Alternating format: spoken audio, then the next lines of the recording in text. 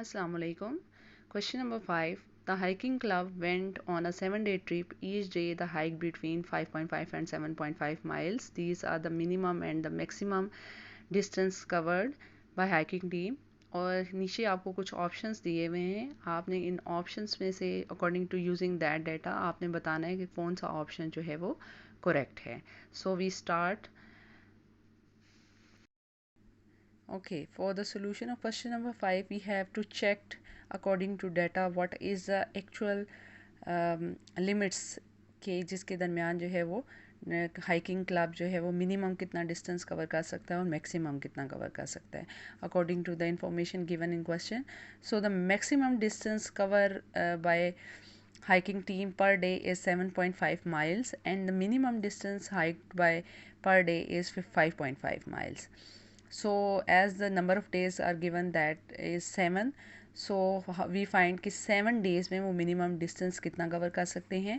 So we multiply minimum distance covered by in 7 day, we multiply by 7 with 5.5 miles, we get 38.5 miles. इसका मतलब है कि 38.5 miles distance cover कर सकती है हाइकिंग टीम इन 7 days.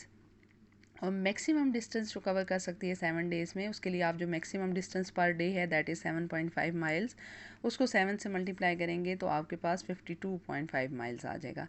यानी मिनिमम लिमिट भी दी हुई है पर डे की, मैक्सिमम भी दी हुई है.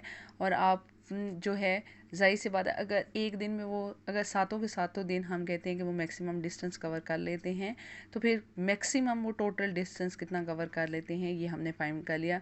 अगर मिनिमम करते हैं सातों के सातों दिन मिनिमम करते हैं तो फिर जो है वो टोटल मिनिमम डिस्टेंस जो 7 डेज़ में कवर किया है वो भी हमने फाइंड कर दिया. तो लिमिट जिसके दरमियान में वो मिनिमम और मैक्सिमम के लिहाज से हमने निकाली तो वो 7 डेज़ में 38.5 माइल्स से 52.5 माइल्स के दरमियान डिस्टेंस कवर कर सकती है. सो अकॉर्डिंग टू दैट अगर क्वेश्चंस में आप ऑप्शन देखें तो your reasonable option is second, that is between 35 and 55 miles. Question number 6. For a class party, the student council purchased 42 balloons at rupees 1.85 each. What is the total amount the student council paid for the balloons? Solution. So in question it was given that total balloons are 42 which council want to purchase. So the cost per balloon is given 1.85, यानी एक balloon पे जो cost आएगी वो ये given है और total balloon कितने उन्होंने परचेज करने हैं दैट इज़ 42. और हमने टोटल अमाउंट फाइंड करनी है जो कि काउंसिल ने पे करनी है. एज़ वी नो दैट आपने कभी भी जब टोटल फाइंड करना हो और पर आपको ऑब्जेक्ट का गिवन हो तो you have to multiply the number of object you purchased with the cost of per object. So here we find the total amount by cost multiplied by total balloons.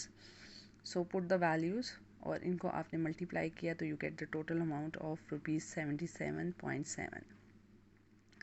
So the student council paid an amount of ₹77.7 for 42 balloons.